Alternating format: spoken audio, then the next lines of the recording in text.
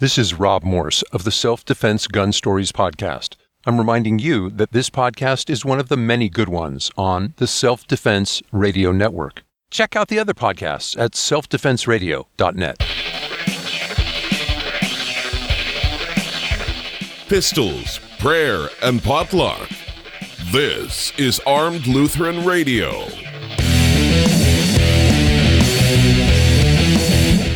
Hi, folks. Welcome to Armed Lutheran Radio, a show about guns, hunting, competitive shooting, the natural right of self-defense, and what God's Word says about the issues surrounding gun rights and gun ownership. I'm your host, Lloyd Bailey, the Armed Lutheran, and this is episode number 188. Thank you so much for making Armed Lutheran Radio a part of your week again this week. And a special thank you to those who help make all this possible, especially members of the Reformation Gun Club. Armed Lutheran Radio is listener-funded, and that means that we rely on the support of people like Paul and Jeremy and Gavin and Dan and Calroy and Jackie and Brian and David, who value what we do so much that they support us financially so we can bring you this show every week. Get hundreds of hours of exclusive content, member discounts, some really cool swag, and access to our closed Facebook group and our monthly online hangouts by signing up as a member of the Reformation Gun Club for as little as $1 a month. Check it out today at armedlutheran.us/gunclub. Now, this was supposed to be our fifth Sunday special, and that means that we would have a special guest joining us on the show. But for a variety of reasons, our scheduled guest at the last minute was not able to join us. So you're stuck with me. Instead, I thought I would share something that I've been pondering this week I've been thinking about it ever since this whole climate walkout happened and the debate over climate change and the appearance of the girl in the ponytails.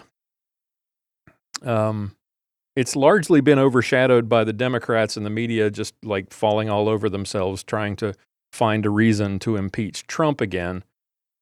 But I wanted to talk about this because a couple of things I read this week kind of dovetailed with the news and the media events, and I've been thinking about it, so I thought I would share my thoughts. Psalm 127, verse 3 and 4 say, "Behold, children are a heritage from the Lord, the fruit of the womb a reward. Like arrows in the hand of a warrior are the children of one's youth." Greta Thunberg is the latest proof, I think, of the depths to which the political left will go to push their agendas. Greta Thunberg is an arrow in the hands of the climate change warrior. She is being feted and fawned over after this, I don't know whether you saw it. If you haven't, go look. This sneering speech she gave about climate change. How dare we? How dare you, she said, talk about the economic impact of policies that would likely reorient and shorten the lives of billions and disrupt the economies of the world. Al Gore says that the polar bears are dying, and AOC says we have 12 years to live. How dare you not do something? We have stolen her childhood, she said. How? By living our lives, by improving our standards of living, by extending our lives, by reducing child mortality and expanding prosperity. I mean, how dare we? It's utterly lost on her that her stolen childhood has actually been replaced by fame and media adulation and a carbon-burning flight to the United States so she could make this speech when she could be back in Sweden enjoying her childhood. In another press appearance, and I thought this was interesting, she was asked by a member of the media a simple question, I don't remember exactly what would you say to President Trump? And she stammered some answer that didn't make sense and then pushed the microphone away from her and asked somebody else on the panel to chime in. because in her words, I can't speak for everyone else. But she's perfectly capable when she has a speech in front of her to speak for the whole world. Without a script, she's incapable of speaking for herself, it would appear. The biggest criticism I have of her, well, is really not of her. It's of her parents. If anyone has stolen her childhood, it's her parents. You see, Greta Thunberg is autistic. Specifically, she has Asperger's syndrome. She has documented mental health issues, including acute anxiety, obsessive-compulsive disorder, and, of course, autism. And she's being used as the new fresh face of global climate alarmism.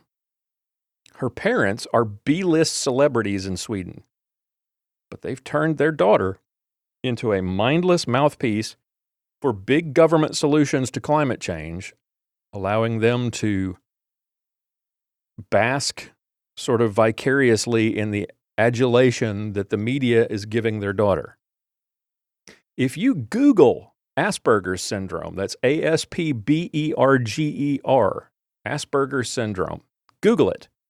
Guess whose face shows up? Top of the list, Greta Thunberg. According to NBC News, Greta is a role model for people with Asperger's. Here's how WebMD describes Asperger's syndrome. People with Asperger's syndrome, it says, which is now classified as an autism spectrum disorder, do not have low intelligence or language problems. And that's obvious from listening to her speech, Greta's speech. She is clearly articulate. You put a speech in front of her, and she can rattle it off, and she can act it out, and she can fake that anger like a Hollywood star. In fact, WebMD goes on, people with Asperger's may have advanced verbal skills, but they can be socially awkward. They have trouble understanding nonverbal cues, such as facial expressions. They may focus intensely on one topic that interests them, but have trouble making friends or relating to people. I can see that.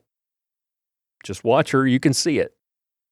They may focus intensely on one topic. That right there, in Greta's case, is climate change. You take an anxious, obsessive-compulsive, autistic kid with a mental disorder that causes them to intensely focus on a topic, and then you fill that kid's head with fears of ice caps melting and global extinction and rich countries stealing from the poor and destroying the planet to enrich themselves.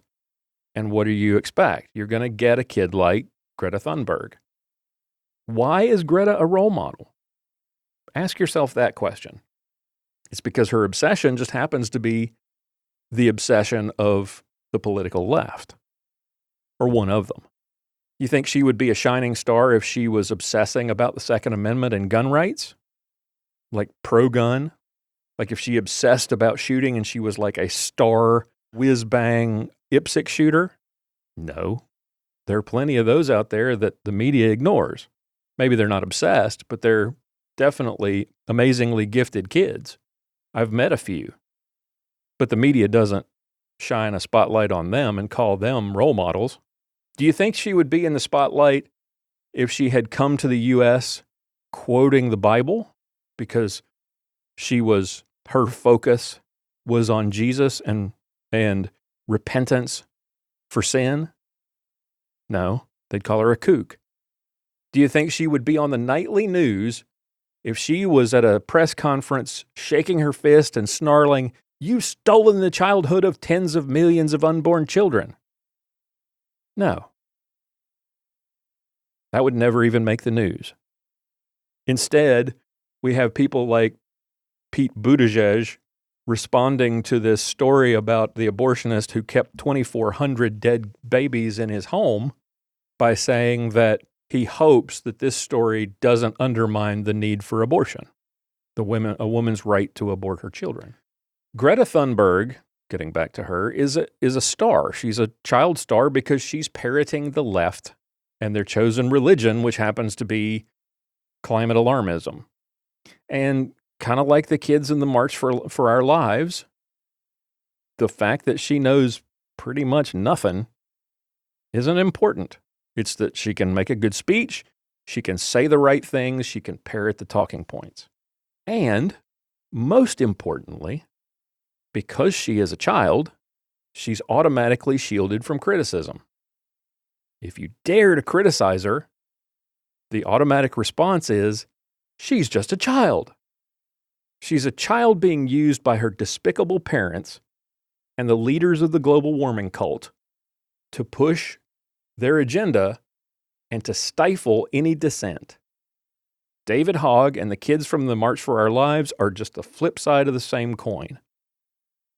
Same game plan, different face. Well, I take that back. The face is similar. I mean, if you put pigtails on David Hogg, you basically have the same kid.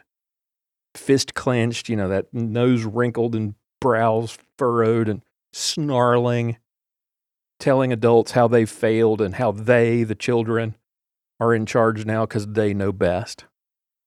But the more these kids speak beyond their prepared statements, you look at David Hogg's tweets since the March for Our Lives, and if you look at this example where Greta Thunberg was asked a simple question, what would you say to Donald Trump? And she couldn't even stammer out an answer. The more they speak without prepared statements, the more they prove how ignorant they are about these subjects. They're parroting words and ideas that they've been given by adults. Luther wrote about how wonderful the faith of children is, the unquestioning faith of children. It would be better to be the parent of a dead child than to be the parent of a child who's lost their faith or has turned away from the faith. Because the faith of children is pure, it's unquestioning. We as adults, that our human reason interferes with our faith many times. And we find ourselves questioning and doubting and worrying, and that's why you see all this. You see people coming out and saying, I'm leaving the faith, pop stars and famous Christian musicians coming out and saying, I've lost my faith because I have too many questions. That's the human reason element that has gotten in and undermined the faith that was there as a child. It's a beautiful thing, the faith of a child. Unfortunately, if that child, if their parents and their teachers fill their minds with false teachings, with political activism, that faith is wasted. The faith is then placed on whatever that subject is. And especially when you talk about a child who is prone to obsess over things. When the parents fill the minds of the children with things that are not edifying, with things that are of this world, and make them obsess about and have unquestioning faith in the wrong things. That's dangerous. And that's what we see with people like David Hogg and Greta Thunberg. I know we make fun of Patheos a lot on the show because the majority of the website, patheos.com, is just sort of, I like to call it a cesspool of heresy and false belief. There are a few blogs over there that, a few people who are trying to hold things up, and one of them is Gene Veith. And Gene, who is the author of God at Work, an excellent book about work and vocation for Christians, he wrote a post this week talking about an article that was, of all places, in The Atlantic. It's called When the Culture War Comes for Your Kids. The author of that article at The Atlantic is a self-described liberal, and he's distressed that his children are not being taught facts and science and history. Instead, those things are being replaced by woke progressive ideas gender ideas and ideas about identity and privilege.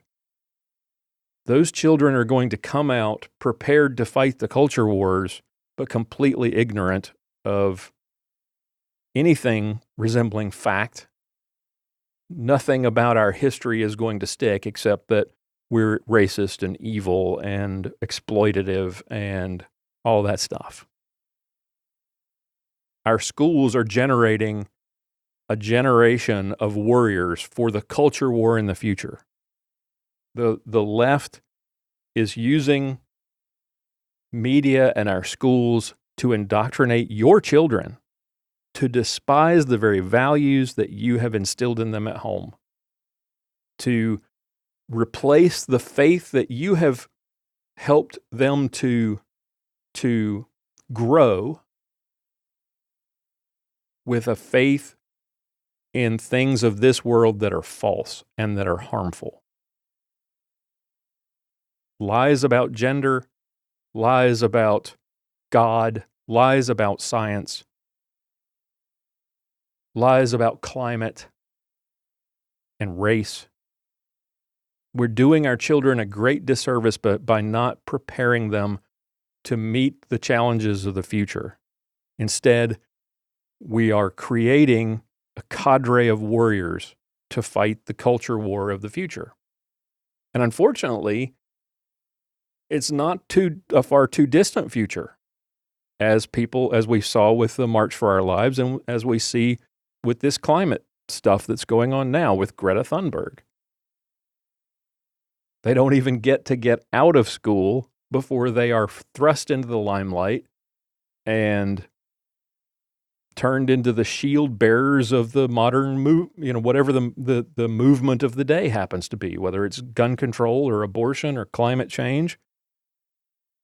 We're putting our kids out there and exposing them to criticism and ridicule on a global scale, and then they act shocked that anyone would dare attack an innocent child. And these children are far from innocent, but made less so by parents who are using them, as Matt Walsh pointed out this week, abusing them to further their own political careers or their own status, to vicariously, as in Greta Thunberg's case, to vicariously become stars, essentially, following their child around the world as she makes prepared speeches about climate change, pushing their political views through the mouths of their children so that no one will criticize them for attack because they don't want to attack a kid. These are really, really dark times, folks. Even if you go back to the 60s and you talk about the youth of the 60s speaking out against, the values and the political ideologies of their parents, at least those youths were young adults. Now we're talking about taking high school kids and forcing them out into the spotlight to parrot the talking points of the left. Now, what do? We cannot shrink from this challenge, because this is a challenge to the future of the country, to the future of our kids. We can't shrink from this. We have to stand up. We can't say, well, as Christians, our place is, this isn't our home, so we'll speak of spiritual matters and not political things. No, we can't. We have to speak up. We have to speak out. If that means removing your children from public school and putting them in a private school because the school where they're going is poisoning them against your faith and against your values, you have to do it. We have to stand up for what we believe, or those things are going to go away. But at the same time, I want to make this point finally as I close up here. As we speak out, we need to do so in love and kindness.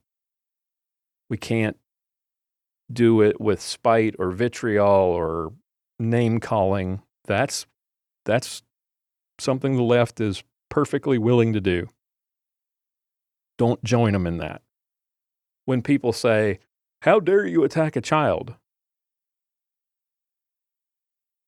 You should be able to come back and say, "I'm not attacking her. I'm attacking her ideas. I'm attacking her lack of facts. I'm not attacking her." So, correction in love and kindness. Don't hate kids like Greta Thunberg or David Hogg. We should pity them. We should pray for them. Because they're just marionettes dancing on the strings of their puppet masters. Hopefully, if enough of us speak out, maybe we can cut the strings.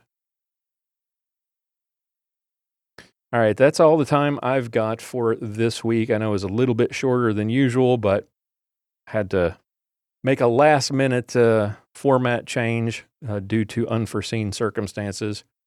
If you have any questions about what you heard here today, anything that I said, you have comments or questions about, please visit my feedback page, armedlutheran.us/feedback, and send me a message or a voicemail or a voice message. I'd love to hear from you. I'd love to respond to your thoughts, to your questions on the air, or privately if you prefer. I will have links in the show notes to some of the articles and things, the resources that I mentioned today on the show. Next week is going to be our usual variety show. We'll have content from the whole cast. Mia is down at the NRA Women's Leadership Summit, so I'm sure she will have some interesting things from that. And Pastor Bennett will be back with us with another pontification. Sergeant Bill with another of his ballistic minutes. And so look forward to that next week in episode 189. Until then, keep shooting, keep praying. We'll talk to you next time. For show notes, be sure to visit our website at www.armedlutheran.us. Check out the Facebook page, The Armed Lutheran, or join our Facebook group, Fans of Armed Lutheran Radio. If you like what you hear, please leave us a comment on our feedback page at armedlutheran.us/feedback, or a review on iTunes, and let us know what you think. Thank you for listening to Armed Lutheran Radio.